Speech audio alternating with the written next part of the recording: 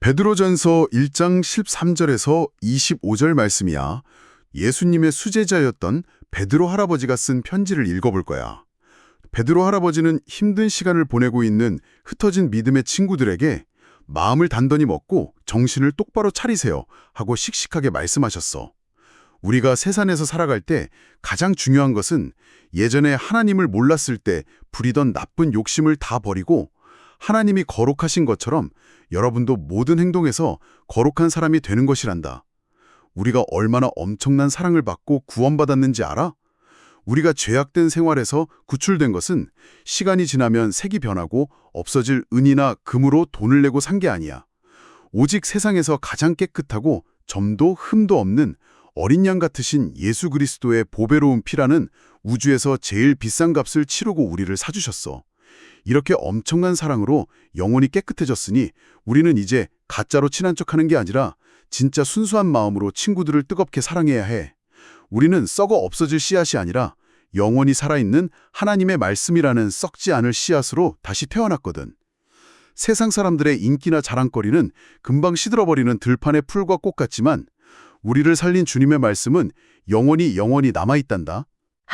정말 마음에 깊은 울림을 주는 베드로 할아버지의 편지네요. 부모님과 우리 어린이 친구들이 함께하는 이 깊이 있는 말씀 탐험에서 오늘 우리가 짚어볼 이야기의 깊이가 상당히 깊습니다. 자, 이제 이 말씀을 자세히 풀어볼까요? 그 방금 읽어드린 편지에서 아마 우리 어린이 친구들이나 부모님들 귀에 가장 먼저 탁 꽂힌 문장이 있었을 거예요. 네, 아마 첫 시작 부분이지 않을까 싶은데요. 맞아요. 바로 마음을 단단히 먹고 정신을 똑바로 차리세요 라는 부분인데요. 사실 베드로 할아버지가 이 편지를 썼을 당시의 상황을 좀 생각해보면 왜 이렇게 씩씩하고 강한 어조로 말씀하셨는지 조금 궁금해지거든요. 그렇죠. 그냥 얘들아 평안하게 잘 지내렴 하고 부드럽게 인사할 수도 있었을 텐데 말이죠. 네네. 당시 믿음의 친구들이 흩어져서 아주 힘든 시간을 보내고 있었다고 했는데 도대체 어떤 상황이었길래 정신을 똑바로 차려야만 했을까요? 아주 예리한 지점입니다. 편지를 받는 사람들의 상황을 이해해야 이 말씀의 진짜 무게를 느낄 수 있거든요. 당시 흩어져 있던 믿음의 친구들은 쉽게 말해서 세상 속에서 왕따를 당하는 기분을 느끼고 있었어요. 아, 왕따요. 그건 진짜 너무 힘든 일인데. 네, 주변 사람들은 다들 자기 마음대로 살고 하고 싶은 대로 나쁜 욕심을 부리며 사는데 예수님을 믿는 이 사람들은 그렇게 살지 않으려고 엄청 애를 썼거든요. 남들과 다르게 산다는 건 어른이나 아이나 할 것 없이 참 외롭고 두려운 일이니까요. 베드로는 바로 그 외롭고 흔들리는 마음을 정확히 알고 있었던 거예요. 그런 두려움 속에 있는 친구들에게 제시한 가장 중요한 해결책이 바로 오늘 살펴볼 핵심 단어, 거룩입니다. 아, 거룩이요. 세상에서 살아갈 때 가장 중요한 게 거룩한 사람이 되는 것이라고 했는데요. 솔직히 고백하자면 저는 어릴 때 거룩이라는 말을 들으면 너무 답답했거든요. 우리 어린이 친구들에게 거룩하다는 걸 어떻게 설명할 수 있을까요? 답답했다고요? 그 어떤 면에서 그런 느낌을 받으셨나요? 보통 거룩하다고 하면 주일학교 예배 시간에 두 손을 미루 위에 꼭 모으고 입은 꾹 다물고 허리를 꼿꼿하게 켠 채로 숨소리도 크게 내지 않는 약간 그런 정적인 모습만 떠올랐거든요. 한 번도 화를 내지 않고 하루 종일 성경책만 읽는 아주 지루한 모습 말이죠. 네. 만약 베드로 할아버지가 말한 거룩이 그런 거라면 지금 힘들게 버티는 친구들에게는 너무 어려운 숙제 아닐까요? 충분히 이해가 가는 오해네요. 어른들조차 거룩을 엄숙하고 지루한 규칙을 지키는 것으로 착각하는 경우가 아주 많으니까요. 여기서 정말 흥미로운 점은 성경이 쓰였던 원래 언어인 헬라어에서 거룩을 어떻게 표현하고 있느냐를 들여다보는 겁니다. 오, 헬라어 원어로는 뭐라고 하는데요? 헬라어로는 이 단어를 하기오스라고 부릅니다. 이 하기오스는 얌전하게 앉아있거나 단순히 도덕적으로 착하다는 뜻이 전혀 아니에요. 착하다는 뜻이 아니라고요? 네, 그 안에는 어떤 특별한 목적을 위해 따로 구별되어 있다는 아주 역동적이고 깊은 뜻이 담겨 있거든요. 따로 구별되어 있다고요. 착한 행동을 하는 게 아니라 위치가 따로 떨어져 있다는 뜻인가요? 아, 그렇다면 이런 비유가 어떨까요?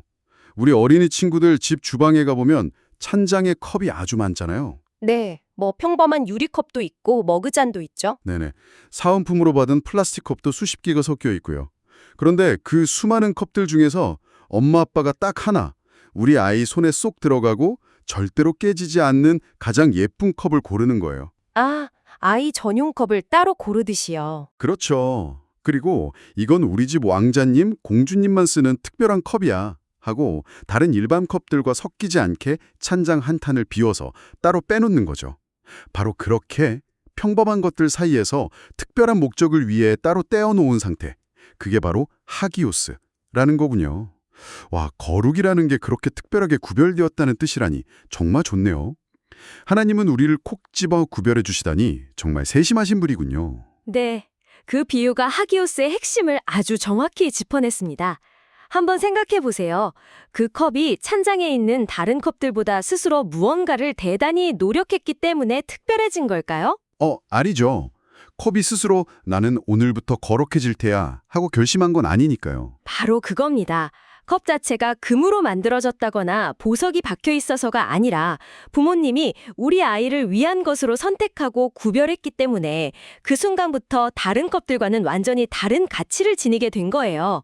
하나님이 우리를 대하시는 방식도 이와 완벽하게 똑같습니다. 아, 지구상에 살고 있는 수십억 명의 사람 중에서 우리를 콕 집어서 고르신 거군요. 네, 너는 내 사랑하는 특별한 자녀야. 세상에 나쁜 욕심에 물들지 않게 내가 따로 지켜줄게 라고 말씀하시면서 우리를 구별해 주신 거죠.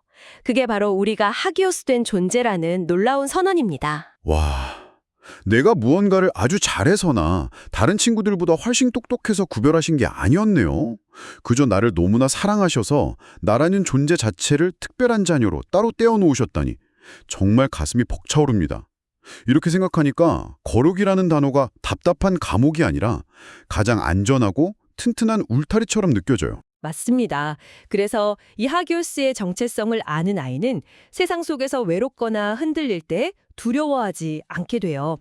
세상 친구들이 나쁜 장난을 치면서 너도 같이 하자, 안 하면 놀려줄 거야 라고 압박할 때도 당당할 수 있죠. 아, 나는 저런 행동에 휩쓸리지 않아. 왜냐하면 나는 하나님이 특별하게 따로 빼놓으신 하기오스의 아이니까 라고 스스로에게 씩씩하게 말할 수 있겠네요. 정확합니다. 세상의 기준에 억지로 맞추려고 아등바등하지 않는 그 당당함이 바로 진정한 거룩입니다. 정말 멋진 태도네요. 그런데 이 비유를 듣다 보니 논리적으로 아주 중요한 의문이 하나 생기는데요. 우리를 그렇게 수많은 사람 중에서 특별하게 하기오스로 구별하셨다면 과연 얼마를 지불하고 우리를 그토록 귀한 존재로 사주셨을까요? 아주 자연스러운 질문이네요. 특별한 컵을 구별해서 내 것으로 만들려면 합당한 대가를 치러야 하니까요. 그렇죠. 우리를 그렇게 귀한 존재로 사주셨다면 그 값이 어마어마했을 텐데요. 우리 어린이 친구들 한번 상상해 볼까요? 해적 영화에 나오는 번쩍이는 황금이 가득 담긴 보물상자 100개일까요? 아니면 세상에서 제일 비싼 다이아몬드로 산을 쌓아 올린 정도일까요? 보통 사람들은 가장 귀한 것을 상상할 때 본능적으로 금이나 보석을 떠올리죠. 하지만 놀랍게도 베드로 사도는 그 기대를 완전히 깨버립니다. 편지의 내용을 보면 우리가 구출된 것은 시간이 지나면 색이 변하고 없어질 은이나 금으로 돈을 내고 산 게 아니라고 단호하게 선을 긋고 있죠. 잠깐만요. 여기서 제가 하나 짚고 넘어가고 싶은 게 있는데요. 베드로 할아버지가 색이 변하고 없어질 은이나 금이라고 하셨잖아요. 네, 그러셨죠. 은혜는 시간이 지나면 까맣게 변색된다는 걸 저도 알거든요. 근데 금은 다르지 않나요? 과학 시간에도 금은 산화되지 않고 녹슬지 않는 가장 안정적인 금속이라고 배웠고요. 수천 년 된 이집트 피라미드에서 파낸 금가면도 여전히 반짝이잖아요. 그런데 왜 금까지도 변하고 없어질 것이라고 표현했을까요? 아주 훌륭한 질문입니다. 과학적인 사실로만 보면 호스트 말씀이 맞아요. 금은 지구상에서 가장 썩지 않는 물질 중 하나죠. 하지만 여기서 베드로가 말하고자 하는 것은 화학적인 성질이 아니라 영원의 관점입니다. 영원의 관점이요? 네, 수천 년 된 금가면이 여전히 반짝인다고 한들 그 가면을 썼던 파라오에게 그 금이 영원한 생명을 주었나요? 아니거든요. 아무리 빛나는 금덩어리라 해도 사람의 죄를 씻어주거나 죽음에서 구출해낼 수 있는 생명의 가치는 단 1원도 없습니다. 아, 듣고 보니 정말 그렇네요.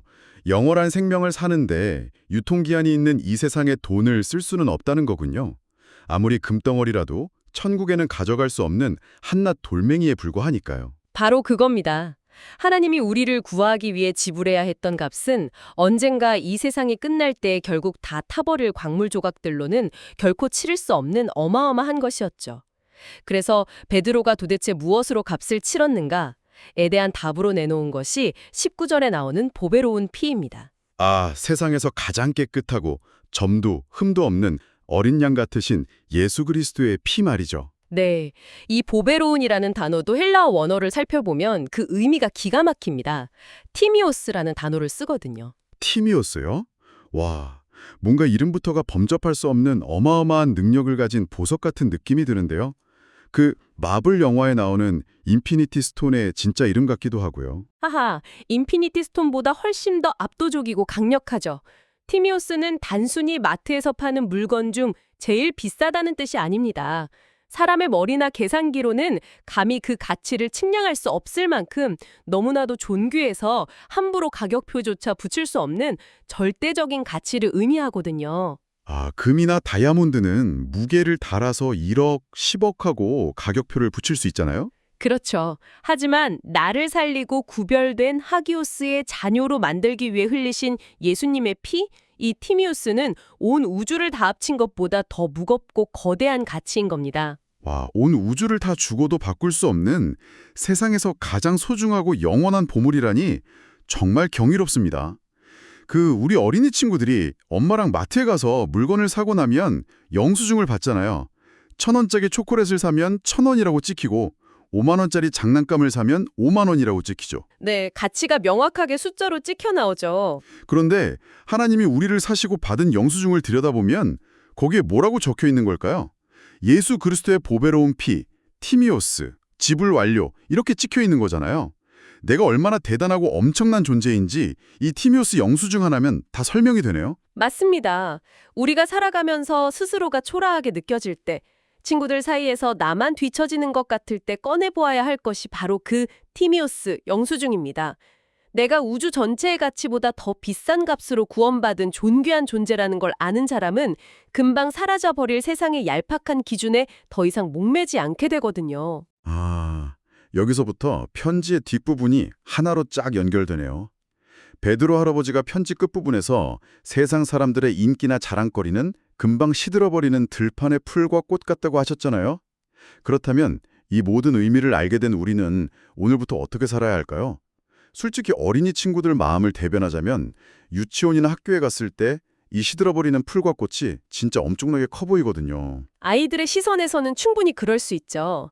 일상생활에서 만나는 그런 유혹들이 어떤 모습인지 좀 더 구체적으로 이야기해 주시겠어요? 제가 딱 초등학교 저학년 때 그랬어요. 그 당시 반에서 엄청나게 유행하던 홀로그램 딱지가 하나 있었거든요. 쉬는 시간만 되면 친구들이 다 그것만 쳐다보고 그 딱지가 있는 아이 주변에만 몰려들었어요. 아, 그 나이 때는 그런 장난감이나 인기가 세상의 전부처럼 느껴지죠. 네. 저는 그 딱지가 너무 갖고 싶어서 며칠 밤낮을 엄마를 조르고 울고불고 난리를 쳤습니다. 그걸 가지면 세상의 모든 인기를 다 얻고 영원히 행복할 것 같았거든요. 그런데 엄마가 결국 사주시고 나서 딱 한 달 뒤에 어떻게 됐는지 아세요? 어떻게 됐나요? 유행이 지났나요? 맞아요. 새로운 시즌 딱지가 나오는 바람에 제가 애지중지하던 그 홀로그램 딱지는 아무도 거들떠보지 않는 쓰레기가 돼서 책상 서랍 구석에 처박혔어요. 베드로 할아버지가 말한 시들어버리는 풀과 꽃이 바로 이런 거 아닐까요? 완벽한 예시입니다. 화려한 옷, 예쁜 장난감, 친구들 사이에서의 인기 같은 것들이죠. 봄에 피어난 들꽃이 한여름에 떼약볕을 견디지 못하고 바스라지는 것처럼 세상의 유행은 영원할 수 없다고 성경은 경고하고 있습니다. 흥미로운 건 이게 아이들에게만 적용되는 게 아니라는 거예요. 아, 어른들도 똑같다는 말씀이시죠? 그럼요. 남들보다 더 큰 집, 비싼 자동차, 명함에 적힌 더 그럴듯한 직함, 이런 것들을 갖지 못해서 매일 불안해한다면 결국 한 달 뒤에면 서랍에 처박힐 홀로그램 딱지를 위해 우주에서 가장 비싼 티미오스의 가치를 잊어버리고 사는 것과 다를 바가 없죠. 와, 뼈를 때리는 말씀이네요. 어른인 저도 정신이 번쩍 듭니다. 그렇다면 이제 우리 금방 사라질 유행이나 욕심을 미련 없이 훌훌 버리고 변치 않는 것을 꽉 붙잡아야겠습니다. 영원히 살아있는 하나님의 말씀이라는 썩지 않을 씨앗을 더 사랑하는 거죠. 그렇습니다. 내 영혼 속에 시들어버릴 욕심을 파내고 그 자리에 영원한 하나님의 말씀이라는 튼튼한 씨앗을 심는 것이 바로 거룩한 삶의 시작입니다. 하나님이 나를 우주 최고의 값으로 사랑하셨다는 그 말씀은 세상이 변해도 영원 무궁토록 남아있으니까요. 그리고 이 씨앗이 내 안에서 쑥쑥 자라나면 거기서 맺히는 아주 아름다운 열매가 하나 있습니다. 오, 그게 바로 베드로 할아버지가 편지에서 말씀하신 가짜로 친한 척하는 게 아니라 진짜 순수한 마음으로 친구들을 뜨겁게 사랑하라는 부분인가요? 정확하게 보셨습니다. 말씀의 씨앗이 맺는 궁극적인 열매는 바로 사랑입니다. 이건 아주 논리적인 결론이에요. 내가 특별히 구별된 하기오스이고 우주보다 비싼 티미오스로 구원받았다는 걸 진짜로 믿는 사람은 이기적인 사람이 되지 않습니다. 아, 나를 바라보는 시선이 달라지니까 남을 바라보는 시선도 달라지는 거군요. 네, 나를 가끔 짜증나게 하는 짝꿍이나 다투었던 형제자매를 볼 때도 나를 이렇게 엄청난 가치로 사주신 하나님이 지금 내 옆에 있는 저 친구를 위해서도 똑같이 그 티미오스의 피를 흘려주셨구나 라는 걸 깨닫게 되는 겁니다. 하면 감히 누구를 무시하거나 미워할 수가 없겠어요. 겉으로는 안 친한 척하는 가짜 사랑이 아니라 영원한 말씀의 씨앗을 품고 친구들을 아주 뜨겁게 사랑할 수밖에 없게 되네요. 맞습니다.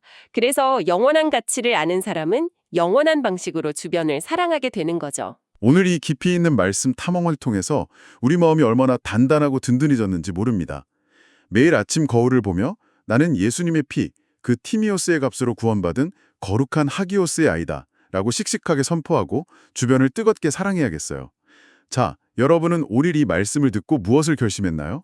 나를 세상에서 가장 특별하게 구별해 주신 거룩하신 하나님 아버지, 썩어질 은이나 금이 아니라 점도 없고 흠도 없는 예수님의 그 귀하고 보배로운 피로 저를 구원해 주셔서 정말 감사합니다.